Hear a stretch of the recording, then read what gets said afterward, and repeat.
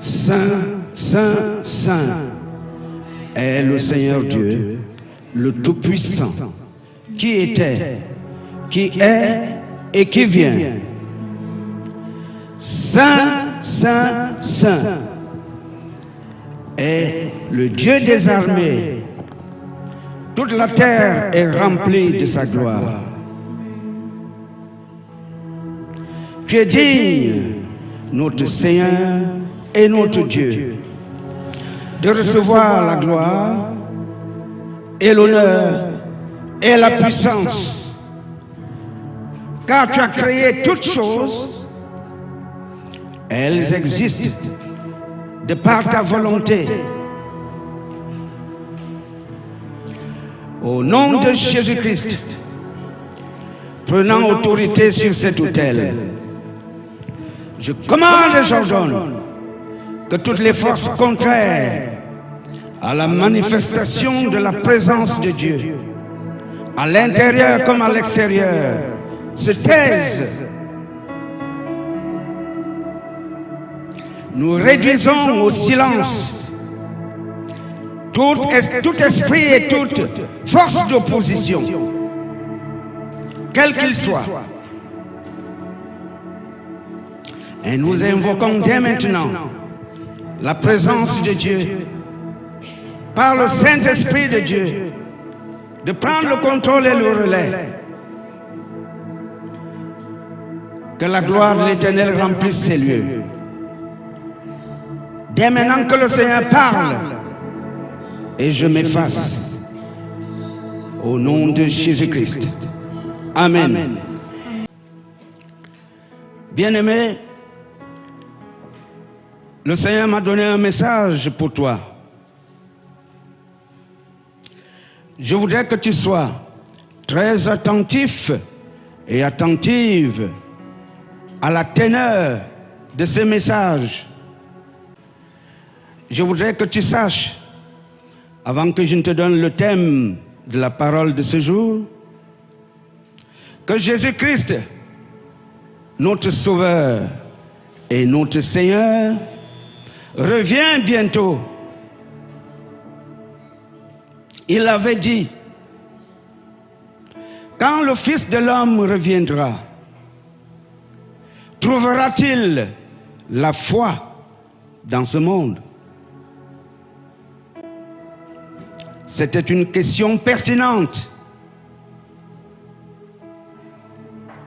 Tant et si bien que nous savons que la foi en Dieu aujourd'hui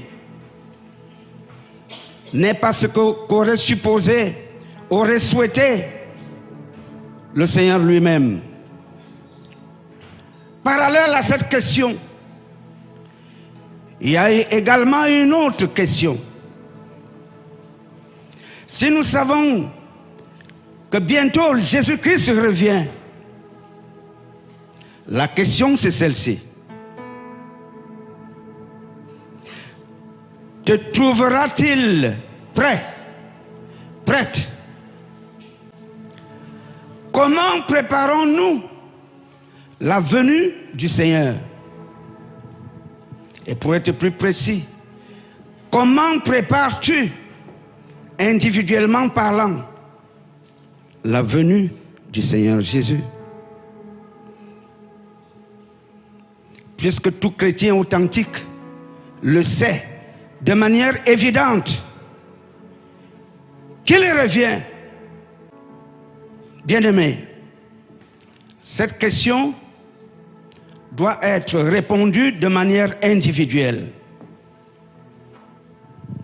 S'il revenait aujourd'hui, te trouverait-il prêt, prête pour l'enlèvement, pour la vie auprès de lui? Ceci étant dit, je voudrais que tu relèves le thème conducteur et directeur de ce message de ce jour. Repentez-vous, car les temps de feu existent. Voilà le thème. Repentez-vous, car les temps de feu existent.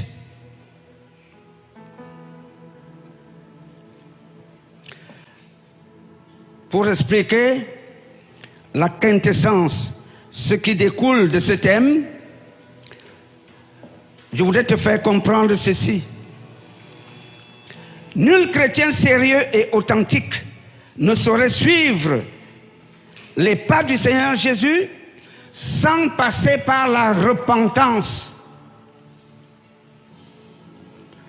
La repentance est un prérequis absolu, impérieux et nécessaire.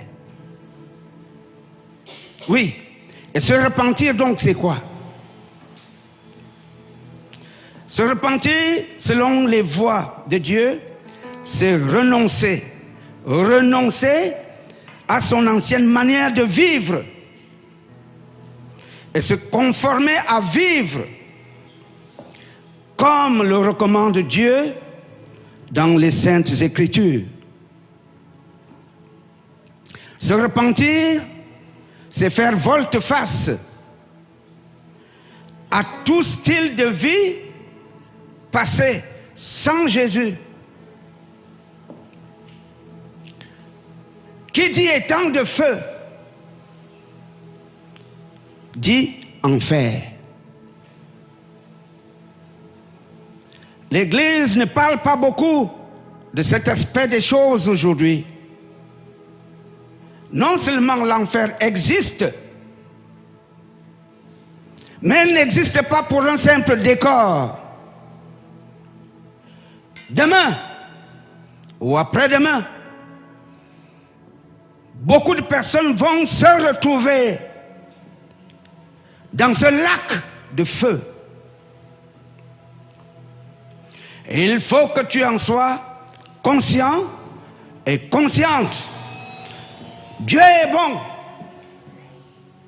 Et sa bonté n'est pas questionnable. Mais sache-le également, c'est un Dieu de justice. Il est redoutable. Et ce qu'il dit, il l'accomplit. Beaucoup aujourd'hui ont tendance à oublier que notre vie dans ce monde a une fin. Ça monte, ça descend, ça court, c'est la joie, c'est la fête. On oublie l'essentiel, que nous sommes de passage dans ce monde. Et c'est pour cela, je ne te le demande pas, je te le dis, beaucoup qui ne vont pas se repentir vont se retrouver dans ce lac de feu où éternellement il y aura des cris, des pleurs et des grincements de dents. Voilà. Bien-aimé, le premier passage que je te donne, c'est celui-ci. Jacques chapitre 4, au verset 14. Jacques 4, 14 nous dit: vous êtes une vapeur qui paraît pour un peu de temps et qui ensuite disparaît. Voilà la condition de l'homme, l'état de l'homme aujourd'hui. Vous êtes une vapeur qui paraît pour un peu de temps et qui ensuite disparaît. Notre cité n'est pas de ce monde.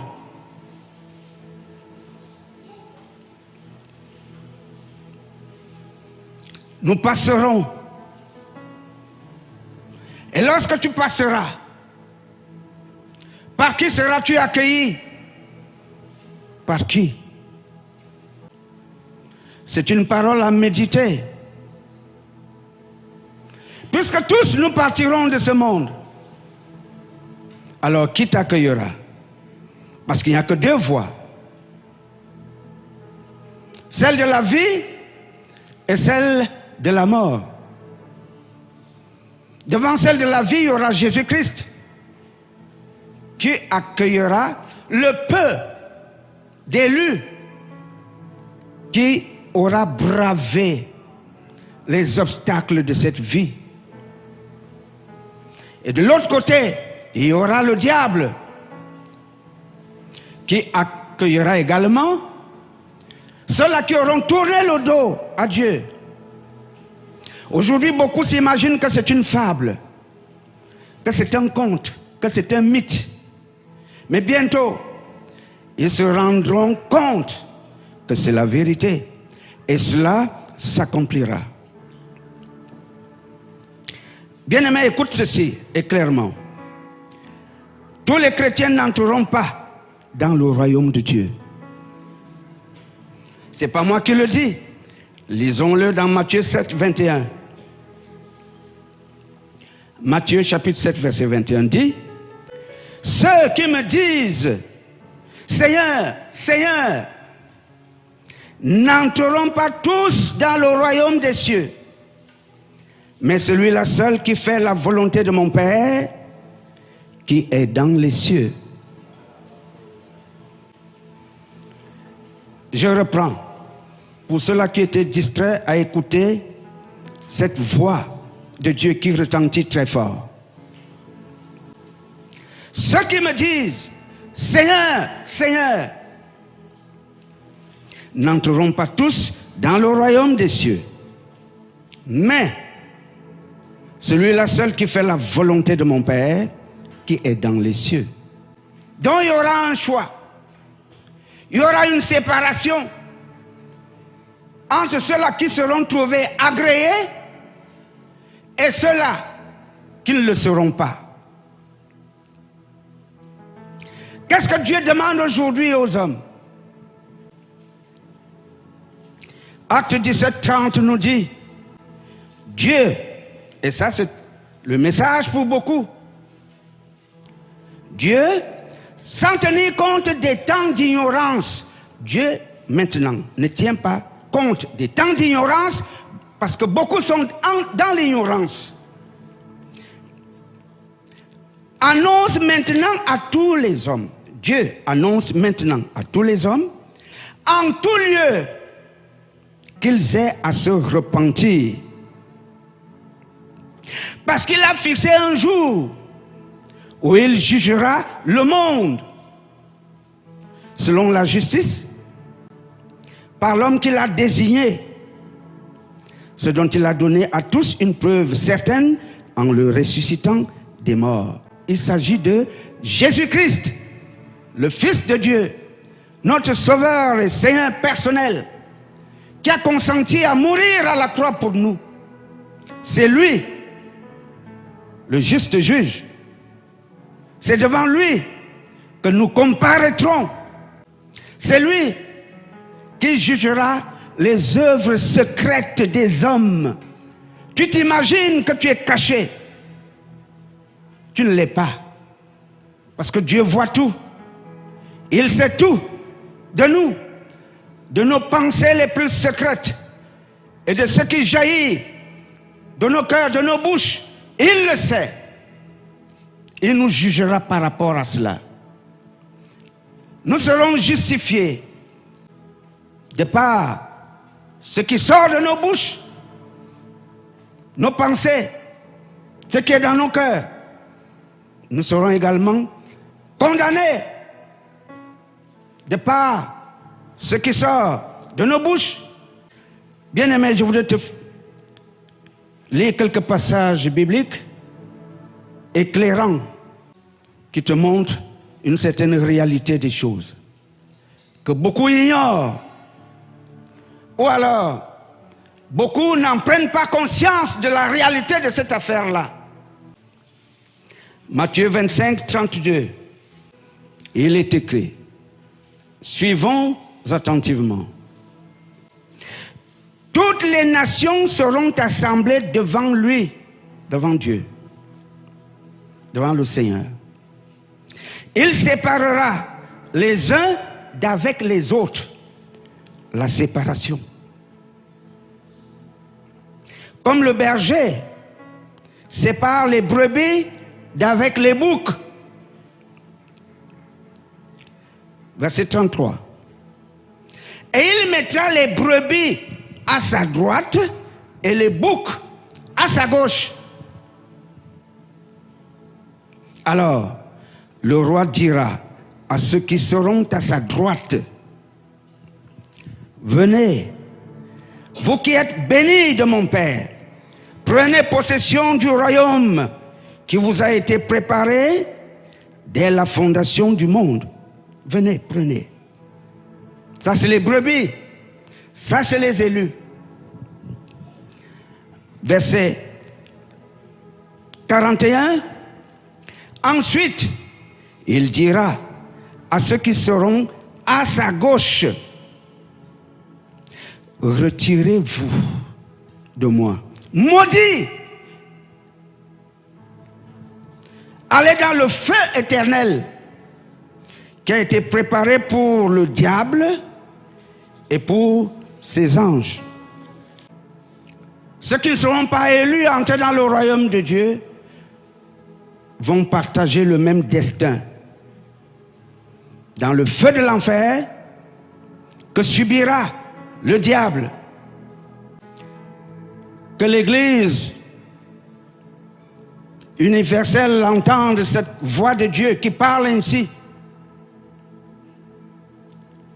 Je vais te donner une autre illustration de la séparation des méchants des justes. Jésus-Christ avait donné une parabole et je vais m'atteler tout simplement à donner l'explication de cette parabole.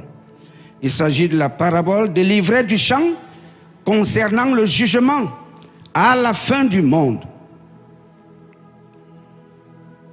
Matthieu 13, 36. Et il est écrit: alors, il renvoya la foule et entra dans la maison. Ses disciples s'approchèrent de lui et dirent: explique-nous la parabole des livrets du champ. Explique-nous. Au verset 38, Jésus parle et il dit: le champ, c'est le monde.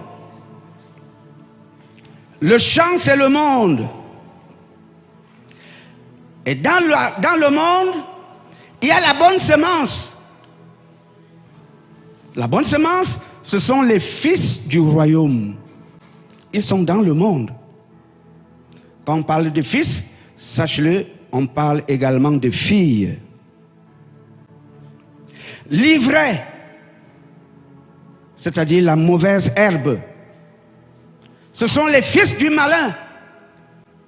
Pour les cultivateurs, lorsqu'ils font les champs, il y a la bonne herbe, la bonne semence, il y a aussi l'ivraie, la mauvaise.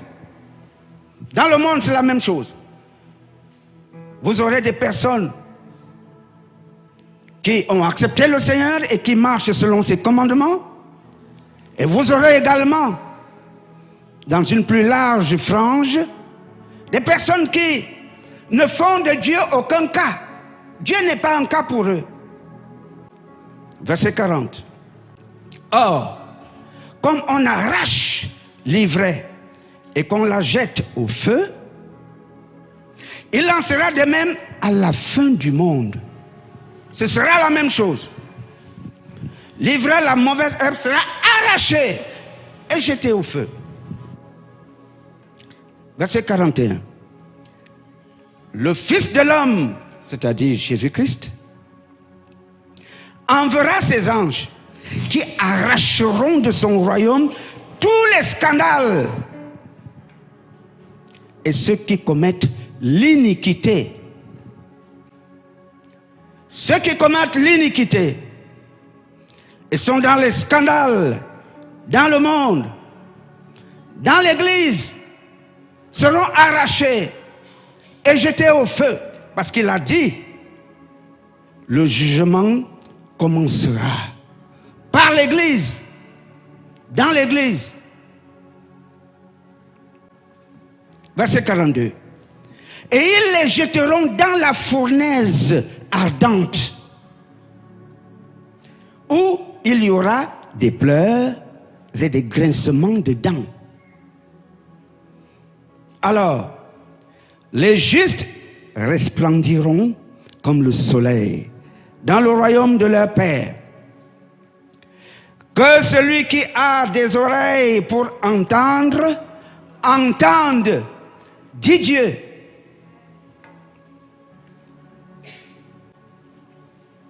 Maintenant, il y a une question à se poser. À quelle frange de personnes est réservée la vie dans les temps de feu?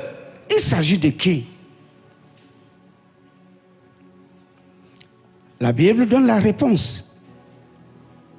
Lisons-le. Nous sommes dans Apocalypse 21, 8.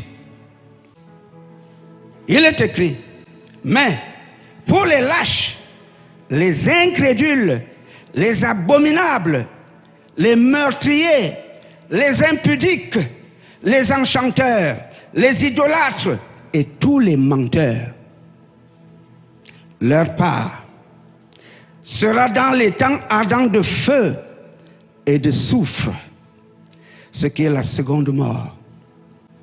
Il y a une première mort. Lorsque tu pars de ce monde-ci, tu es enterré. Le corps reste au sol, où il pourrit. Ce corps que beaucoup adorent. Parce qu'il y a des narcissiques qui s'adorent. Ce corps pourrira demain. L'âme sera enlevée. Et c'est elle qui subira tout ça. Parce que le souffle du Saint-Esprit sera coupé. C'est le sort de tous les humains. Dont les lâches, ceux qui par lâcheté tournent le dos à Dieu, ce sera là-bas. Les incrédules, ceux qui ne croient pas, ce sera là-bas. Les abominables, ceux-là qui se livrent à toutes sortes d'abominations, ce sera là-bas. Les meurtriers, ceux qui tuent physiquement, spirituellement, ou même avec leur bouche, ce sera là-bas. Ceux-là qui, aujourd'hui, pensent que l'avortement n'est pas un péché et que chacun est libre de disposer de la vie d'un embryon vivant, ce sera là-bas. Les impudiques, ceux-là qui se livrent à toutes sortes d'impudicité sexuelle, ce sera là-bas.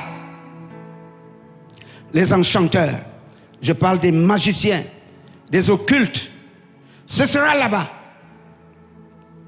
Les idolâtres, ceux-là qui se livrent à toute forme d'idolâtrie, qui mettent Dieu de côté pour faire de je ne sais pas quoi leur Dieu, ce sera là-bas. Leur part sera dans les temps ardents de feu et de soufre. Bien-aimés, le Seigneur dit à l'Église, réveillez-vous. Réveille-toi, toi qui dors. Tu as tort de ne pas lire la Bible pour faire toi-même tes recherches et voir ce que Dieu dit. Tu as tort. Et ça, c'est l'une des faiblesses de beaucoup de gens dans l'Église. Ils ne lisent pas la Bible. Et quand même, il y a des cours bibliques pour que vous veniez vous enrichir de ce qui est écrit à l'intérieur.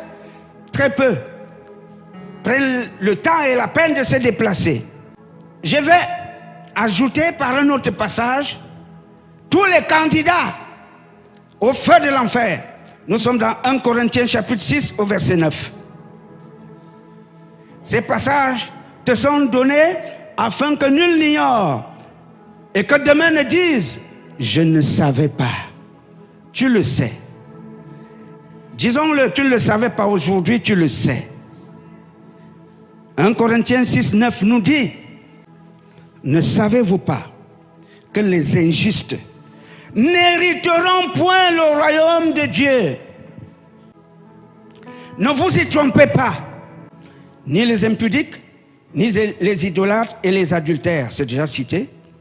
Les efféminés, les infâmes, les voleurs, les cupides, les ivrognes, ni les outrageux, ni les ravisseurs n'hériteront le royaume de Dieu. C'est une évidence absolue. Les adultères, ceux-là qui démontrent leur infidélité par rapport à Dieu, n'auront pas de place dans son royaume, qui est un royaume de paix, de fidélité, d'intégrité. Les efféminés, ils regorgent dans la nature, dans le monde entier aujourd'hui. Nous voyons toutes sortes de tendances les concernant. Les cupides, ceux qui ont fait de l'argent leur Dieu. Nous savons que l'argent, c'est la racine de tous les maux. Mais combien sont-ils qui ont relégué Dieu derrière pour privilégier l'argent et son acquisition? Bien-aimé, cette parole t'est donnée pour réveiller ta conscience. Ne dors pas sur tes lauriers. Ce que Jésus-Christ a fait à la croix, il l'a fait en payant d'un prix très fort. Son sang s'est versé, son sang a coulé. Chacun répondra, dit la Bible, de ses actes et de ses œuvres. Je continue la liste. Comme ça, si jamais tu te retrouves dedans, il sera urgent pour toi de te repentir. Si tu le veux. Je suis dans le livre de Galates, chapitre 5, au verset 20. Et il est écrit, Galates 5, 20. L'idolâtrie, la magie, la sorcellerie, c'est là-dedans. Les inimitiés, les querelles, c'est là-dedans. Nous négligeons tant et tant de choses. Et comme nous sommes des incitateurs, des querelles, c'est très dangereux. Les jalousies, même dans le milieu chrétien, que de jalousie. C'est nocif, c'est nauséabond. Parce que c'est Dieu qui bénit, c'est Dieu qui élève. Tu n'as pas à jalouser quiconque. Chacun a sa portion et évolue dans son propre couloir. Les animosités, les méchancetés comme cela dans les cœurs. Oui, la trompette résonnera comme cela. Le temps arrive où cette trompette va résonner. Et ce temps est proche. Les disputes, les divisions, les gens qui excellent à mettre des divisions dans les vies, dans la société, dans les groupes, dans les temps de feu. Les sectes. Il parle également de l'envie, c'est-à-dire de la convoitise. Les enfants, fils de Dieu, filles de Dieu, qui vivent dans le monde, se sont accaparés du monde comme si le monde leur appartenait. Le Seigneur a dit, vous vivez dans le monde, mais vous n'êtes pas du monde. Les excès de table. La nourriture devient un dieu. Parlant de la gloutonnerie, il dit, et les choses semblables. Je vous dis d'avance, comme je l'ai déjà dit, que ceux qui commettent de telles choses n'hériteront point le royaume de Dieu. Non, Dieu ne blague pas avec sa parole. Il dit, on ne se moque pas de Dieu. Tous récolteront ce qu'ils auront semé. Alors, la question pertinente que le Seigneur pose à tous, à chacun de nous, c'est celle-ci. Matthieu 16, 26. Matthieu 16, 26. Et que servirait-il à un homme de gagner tout le monde s'il perdait son âme? Ou que donnerait un homme en échange de son âme? Si tu as tout dans ce monde-ci, mais tu marches dans les couloirs de la perdition, qu'est-ce que tu auras gagné? Puisque là-bas, ce sera la souffrance éternellement. N'oublie pas, le salaire du péché, c'est la mort. Quand on parle de cela, il s'agit de la mort éternelle. Pas la mort ici. Ici. Le vrai chrétien ici ne meurt pas. Il s'endort. Le vrai chrétien est considéré par le départ du monde comme la mort. Voilà la vraie mort ici. Après le jugement, où tu vas te retrouver dans le feu de l'enfer, où il n'y aura que des cris et des grincements dedans. Alors, comment sortir de cette situation? Qu'est-ce qu'il faut faire? Je voudrais donner là quelques conseils à ceux qui voudraient vivre avec Jésus dans son royaume, car c'est là sa volonté. 2 Corinthiens chapitre 6 verset 17 nous dit: c'est pourquoi sortez du milieu d'eux et séparez-vous. Dit le Seigneur, ne touchez pas à ce qui est impur et je vous accueillerai. Donc vous comprenez que l'accueil de Jésus-Christ est conditionnel. Luc chapitre 13 verset 24 nous dit quoi? Il dit: efforcez-vous d'entrer par la porte étroite, car je vous le dis, c'est Jésus qui parle. Beaucoup chercheront à entrer et ne le pourront pas. La porte qui mène à la vie éternelle est étroite. Beaucoup cherchent, mais ne le pourront pas. Pourquoi? Pourquoi est-ce que beaucoup, en vérité, chercheront à y entrer et ne le pourront pas? Et il nous faut une grande dose d'humilité. Il nous faut beaucoup d'abnégation. Il nous faut beaucoup de sacrifices personnels pour suivre Dieu. Le verset 25 dit: quand le maître de la maison sera levé et aura fermé la porte, et que vous, étant dehors, vous commencerez à frapper à la porte en disant: Seigneur, Seigneur, ouvre-nous. Et il vous répondra. Et il vous répondra: je ne sais d'où vous êtes. Très peu de personnes trouvent cette porte étroite. Il te faut de bons enseignements pour savoir ce qu'il faut faire pour entrer dans le royaume des cieux.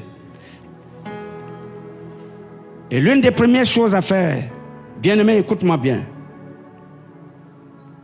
Tu vas t'acquérir une Bible, parce que beaucoup ne l'ont pas. Tu vas t'atteler à la lire pour aller puiser les richesses infinies qui s'y trouvent. Tu suivras également les enseignements de ton pasteur, des hommes de Dieu, qui sont là, avisés, pour vous aider à suivre ce chemin qui nous mènera tous dans le royaume des cieux. Maintenant, tu vas comprendre pourquoi Jésus-Christ avait dit. Tu vas comprendre la portée de cette parole du Seigneur Jésus. Marc 1,15. Il disait: le temps est accompli et le royaume de Dieu est proche. Repentez-vous et croyez à la bonne nouvelle. Maintenant, tu comprends pourquoi Jésus dit: repentez-vous. Parce qu'il sait que demain, si tu ne te repens pas, tu n'auras pas son pardon. Et sans pardon, c'est l'enfer. C'est maintenant qu'il faut se repentir. En conclusion, Matthieu 24, 35 nous dit: le ciel et la terre passeront, mais mes paroles ne passeront point. Le ciel et la terre passeront, mais mes paroles ne passeront point. Et le dernier verset, Actes chapitre 3, verset 19 nous dit, repentez-vous donc et convertissez-vous pour que vos péchés soient effacés, afin que des temps de rafraîchissement viennent de la part du Seigneur. Pour échapper à cela, la repentance, la conversion. Et tu seras béni. Et le Seigneur sera fier de toi. Que cette parole bénisse toute l'Église. Au nom de Jésus-Christ. Amen.